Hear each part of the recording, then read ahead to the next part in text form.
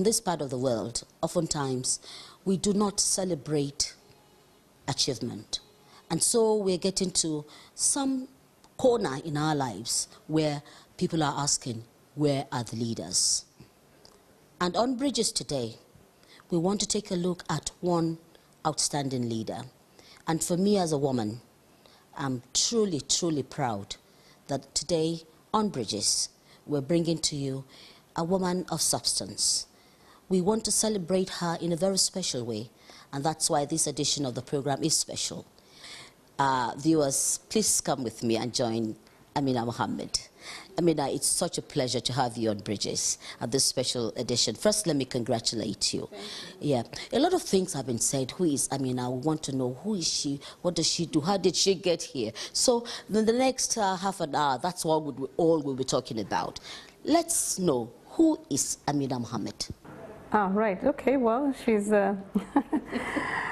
she's a mother of 6 and comes from Gombe, and has worked in the development business since I can remember. But that path has taken me through different constituencies and lives that has really brought me to where I am today. And every part of that journey just continues to build on what it is that I always want to do, which is making a difference in people's lives. I never know quite how it will take its shape, but I work towards it, and whatever situation I find myself in, I engage and I embrace it, and I've been very, very fortunate. I'm really quite blessed. You're blessed, yes, but you worked through the blessing as well. You allowed yourself to work through the blessing. Now, let's look at it from the beginning. When I met Amina, she was with Afri Projects. Yes, you want to look back at that. And those were the glorious days of PTF intervention. Now, tell me, how did you get there at that point? Getting to Afri Projects was another journey. I mean, when I came back to Nigeria after studying in the Isle of Man, it was to start a job in Kaduna with a multidisciplinary firm of architects and engineers. And I started at the lowest run of the ladder and worked my way through. And this was a firm that designed and supervised the building of public buildings, hospitals, secretariats, schools. And so I learned on the job about what we did when we designed and the impact it made on people. And this multidisciplinary firm was UK, but it was also Nigerian. And so many strong Nigerian professionals shaped the way that I was trained. So that training came from people like Engineer Shagaya, it came from architect Gabriel Aduku, and many more who still work with us today. And from that was a big understanding that, you know, we can do these things ourselves. So I was working for a company that was half not Nigerian, and we wanted to set up our own consultancy, and I thought there's nothing that this company is doing that we can't do as Nigerians, and carrying that idea forward to some of my colleagues, and that coming to fruition in the shape of Afri Projects Consortium. So bringing all the things that I'd done in 11 years with Archcon, Norman and Durban, you know, gave birth to Afri Projects Consortium, and that was another great journey, because what it did was to show what young Nigerian professionals could do when they engaged with the issues of development. And I think that, you know, we proved that in Afri Projects and the Petroleum Trust Fund. Of course, we had a great leader because President Buhari set the standards.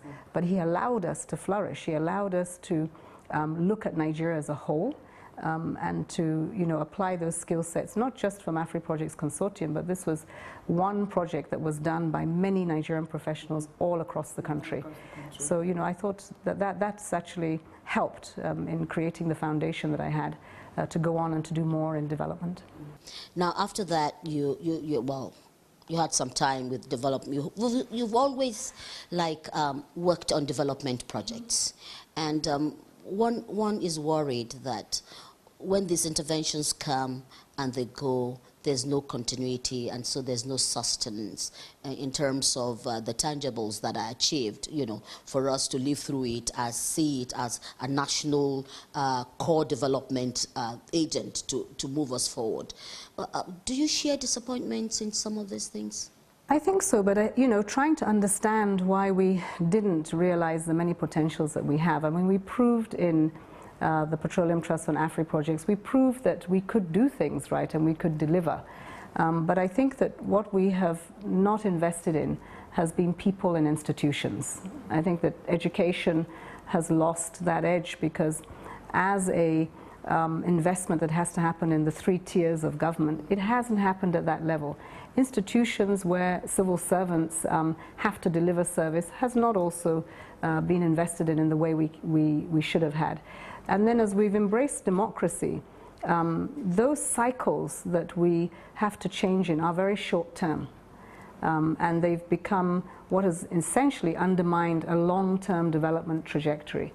So we're dealing with leadership that comes in every 4 years, and we're expecting institutions that are weak to carry that sustainability through.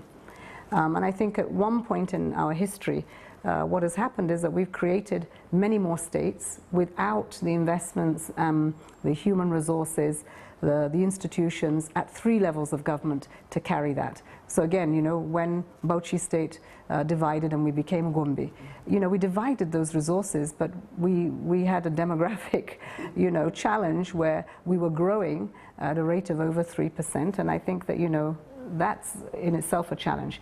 So I think some of the failings go back to the root causes. It's unattractive to make investments in things that you can't touch and feel. As a consultant, I always knew that the client would argue about the fee a consultant would get and would be happy to pay the contractor to build the edifice. Rather than pay the consultant. And we would say that, you know, when you're putting up a house, it's bricks and mortar. And what the consultant does is the mortar. What the contractor does is the bricks. And without the mortar, the house will not stand. So, you know, that's where I think we've perhaps lost it, is that we haven't really invested in the mortar. Then you journeyed through the Millennium Development Goals, having to deal with politicians. And how did that go with you? How did you survive it? Well, that's yes. Well, I mean, that was a very big surprise to have the honor to serve in that capacity, and to have such a focus where former President Obasanjo said, okay, this is a debt relief and we want to tie it to MDG-related expenditures. And we intended for that to try to be sustainable. And so we used it as additionality to what sectors did. So working with the institutions was a challenge, but having the President's backing through himself and through the time of late President Yaradua was very helpful. Working with the National Assembly, I think, was one challenge that we embraced it. We had a difficulty with what was then termed as constituency projects. And in the end, we found a framework that we could deal with those demands of the National Assembly in such a way that they actually did so much more for the MDGs, because they landed in every single constituency of the country. So we found what people thought was a challenge in working with the National Assembly to be actually value added to what happened. And I think that that's what we have to do at the end, is keep thinking every naira and kobo that we have, how can we spend it that it will make a difference to the people at the local level? And we did that with the National Assembly. Of course, the challenges were many. There are governance issues in all 3 tiers of government.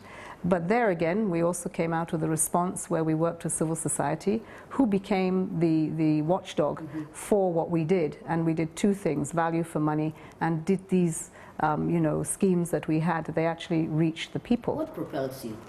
Me, every day it's about making a difference in people's lives, and you know, it's a work ethic.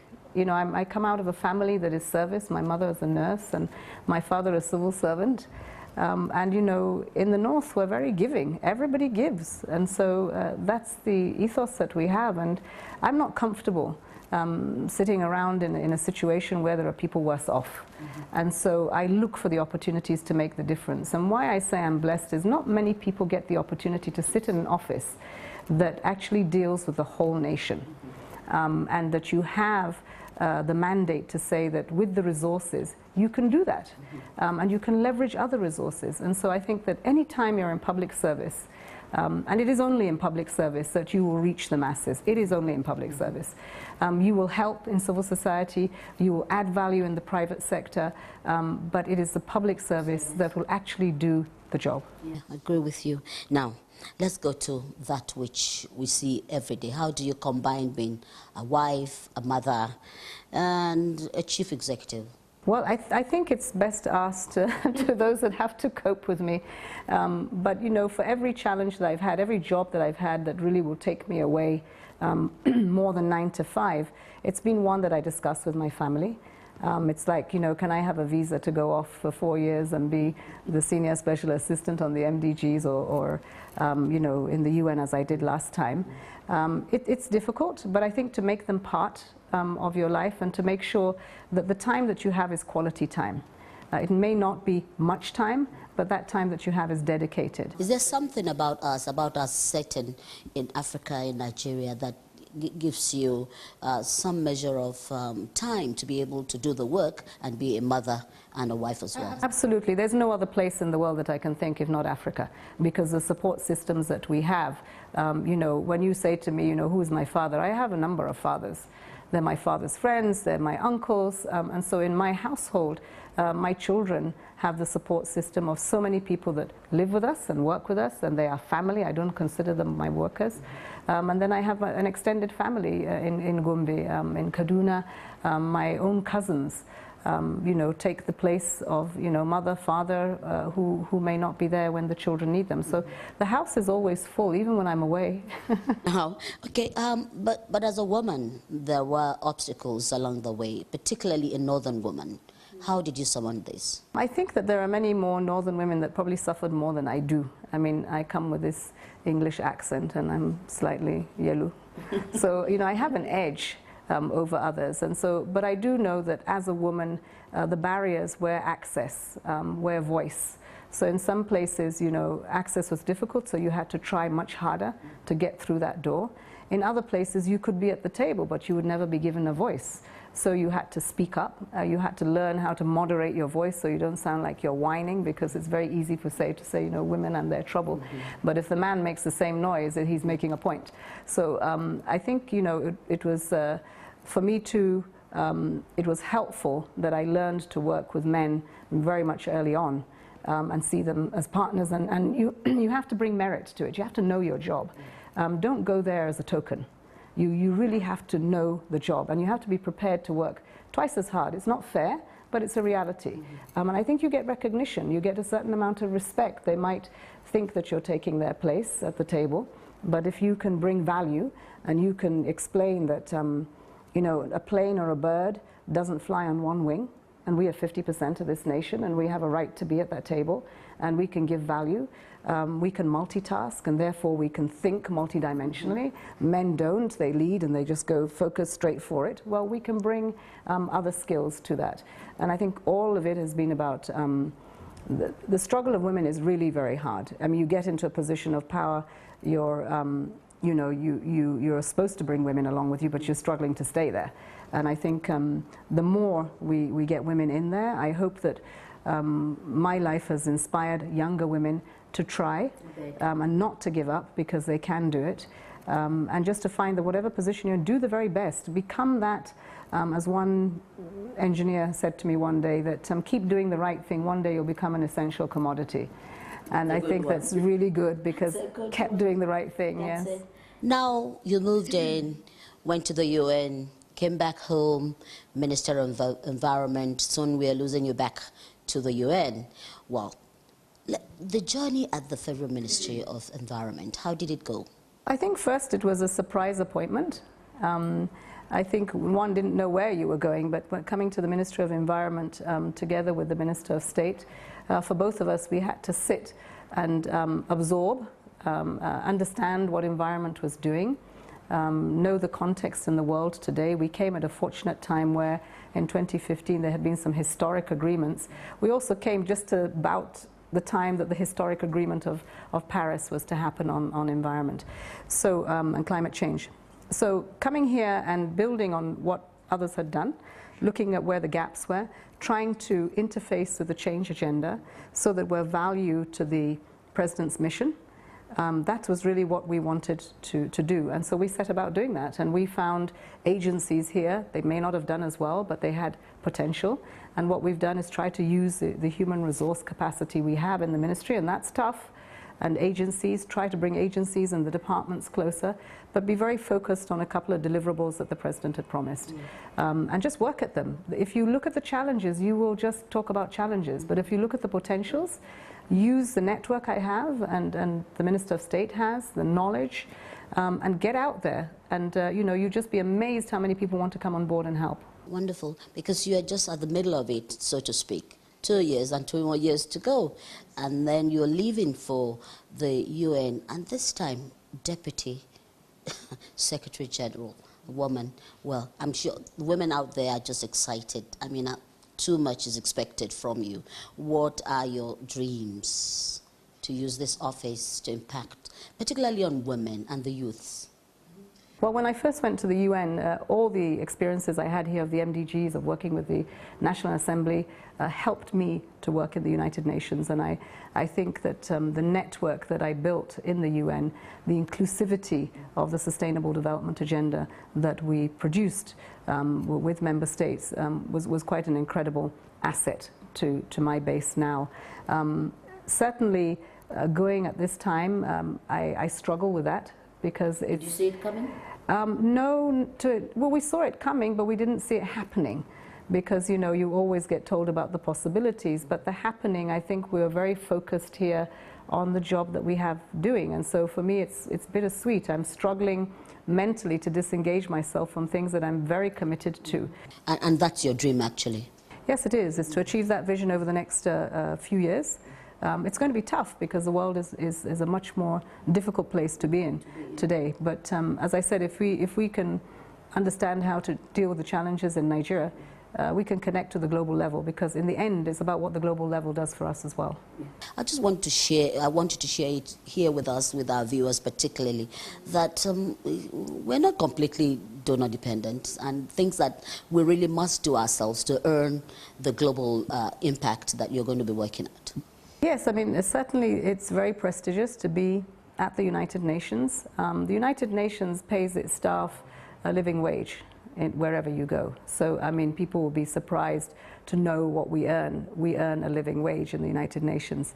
But once you look at the exchange rates today, whatever you bring into this country provides so much more in terms of our naira, and so you can do more with that. So you may say that, one is wealthy if you're in the diaspora. But no, it's not so. I think that we can, certainly me being at home, I know in the private sector I earned much more than I would ever have done in any international multilateral system. Not in the international private sector, but multilateral system. And that's because in Nigeria you have the potentials to do so. And I think that's what we're trying to do with this agenda, is say that provide the infrastructure, because with that there is a context where you can now bring the investments in, and people can get the jobs and they can create their own businesses and become productive and wealthy at it. I mean, this is a massive market. Just here in Nigeria is 180 million people. Across West Africa, you're 400 million. So even within our own domain, there's possibilities of being prosperous. But I think, governments have got to lay those foundations. I think the President is doing an amazing feat of addressing 3. Normal presidents may take 1, but he's doing the security, he's tackling governance, and he's also doing the infrastructure. And each one of those things is very complicated when you find what we came to meet. When Nigeria turned 100, I mean, I went around the country, and one question I asked everyone, including Mr. President, was, what makes you a proud Nigerian? What makes you a proud Nigerian? I'd like to re-echo that again, because we seem to lose being proud Nigerians. Well, I mean, what makes me a proud Nigerian is when I go home and I see the efforts people are making in communities, particularly women. We're incredibly strong and resilient. And I see that effort translate into making other people's lives better, not as they should be, but that little effort. It's an immense pride to see us do it, in spite of it all. In spite of it all, women managing, young people, and not every young person is a bad person. There is no Nigerian that is born bad. It's a set of circumstances that generate, some of the challenges that we have with our youth. So to see them even struggle in the environments that they have. But I think probably more importantly, there's nothing that we cannot do in this country. In this country, we're all first-class citizens. We may be poor, we may be rich, but we can attain our goals if given the opportunity to do so, if given the education, open up the access, be treated with equality. Potentials realized in this country better than anywhere else in the world.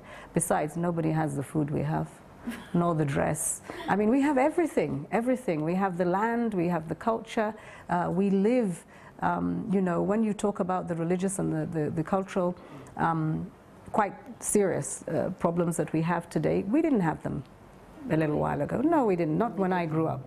And so I think we have to find our way back and you know, be proud of it. There are many things I'm not proud of, but I think, you know, Nigerians were very good. We stand together when we go outside and we're very proud. But I think when we come inside, we have to tell ourselves the truth. This is going to be about what we do, what little effort we do. This is a tapestry of Nigeria. What is your stitch? Is it a good, strong, vibrant one? Or are you just putting very little effort into it? And together, we make that a really bright tapestry. Sure, we can. Now, let's look at the youths, because they own our today like they want to say and our tomorrow. What are your concerns? And is this going to be part of the priority you'd want to push at the global level? I mean, there are many. It's a very complex question to answer in just one way. I mean, I think the environment is incredibly important to how we address youth. So you cannot just put a one-size-fits-all to youth from the Niger Delta to young Fulani herdsmen or young farmers in Benue. You can't do that. Or young women who are struggling, even with an education, to get in there. I think that every one of the young people that we see has to remember that while they own today, they have to think about their tomorrow. And what are they doing today to lay that foundation for tomorrow? What demands are they making? What engagement are they having to make sure that that works? And I think there has to be this intergenerational conversation. And we, certainly in my generation, I think we have let the youth down. I think we've let a couple of generations down. We've been in leadership positions, and whether we're in or outside of government, we need to ask ourselves the questions of what let us down. If you're in the National Assembly, what did we do that didn't happen? In the executive, in the legislation, in the judiciary, what did we do in all the arms of government in the 3 tiers that did not allow us to work and take responsibility? And then have that conversation where you're ready to hand over that baton. But, you know, kids need to know what the baton is. So I think that we've got the institutional memory of what has happened rightly and wrongly. I fear that, you know, my generation is the last generation that really benefited from a good Nigeria, that did not have all the challenges that we have today. And we have to get back to that. And if we lose that, the younger generation don't know what it is. They don't know the values that we have. They don't know where we're coming from and where we were supposed to be going. But I think engagement with youth is important. I think we need to take the time to make that happen. And then I think we need to work with them. So if you have an effort, make a concerted effort to have more young women in your office, more young men. And, you know, we talk about mentoring, but I think we need to do the work on the job. Stop waiting until they've grown up. They're grown up. They can take responsibility. They've had an education. Many haven't. The other side of youth that I'm concerned about is that they also have to bridge the gap between youth that don't have and youth that have. It's the same inequality. Yeah.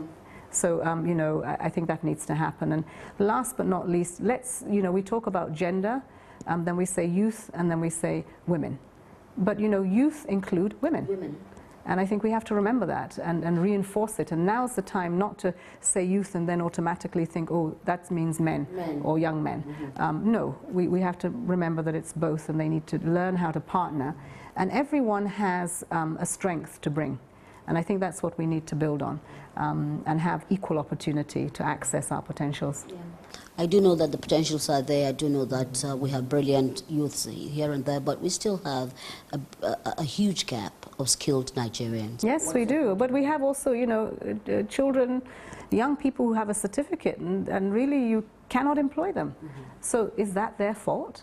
They did go through an education system. You gave them a certificate, and then you take them to the workplace, and they are not what that certificate says they are. And I think we have to bridge that gap. Talking about bridging, you've got to bridge the gap of those who feel that they've had that education but lack the skills required to engage with the economy, or even to create an opportunity out of what I believe is the diversification of our economy today, where agriculture are leading. Okay. Do you have hobbies? Work. I enjoy my work, and there are many things that I do. I have this bucket list, and I tick off the things I would like to do in my life. So if you like, that's one hobby. But yes, I swim. So when I go to the Niger Delta, I'm not afraid of falling out of a boat. I will swim. And I don't get time to read, so I can't say I like reading because I don't get the time apart from the work notes that we have. But I think, you know, I have to say my hobby and my work life come together. I enjoy the work that I do. So if there's reincarnation? Come back the same. I'm very happy with what God has laid out for me in my life. What are your best colors? Green. It has been green. It has been green, and it became so green that I had to move away from it. So what I do is a combination of different bright colors, and that's what in the United Nations. I went back last week to be at the first day in office of the Secretary General, and they said, "Oh my God, it's so nice to see you back. You've come back with all these colors." Even on a dull day, I will walk in there with green or brown or orange or pink. But you know, that's Africa. We are a vibrant society, and we need to portray that. This is an incredible appointment. I don't see it for me. I see it for African women. I see it especially for young Nigerian girls who now know that they can go to this office and beyond. And I think that that's important, that we get out there and we put our best face forward in what we're doing. It's an enormous responsibility, because now I'm not just doing for me. I'm doing for so many other expectations, and they're very high. Congratulations once again. We wish you the best. Thank you. Thank you very much. And keep up being you. Right. Thank you, Mochi. Okay. Well, that's it for women, for youths, for Nigerians. A proud moment sharing with the Deputy Secretary General of the United Nations, our own very Amina Mohammed. And that's it, that we really can do it if you put your mind to it. What she has demonstrated is hard work and being a Nigerian and being herself all the time. I do hope this will resonate in our lives as we continue to build bridges of hope, of peace, of unity. Thanks for watching. Bridges will be back same time next week.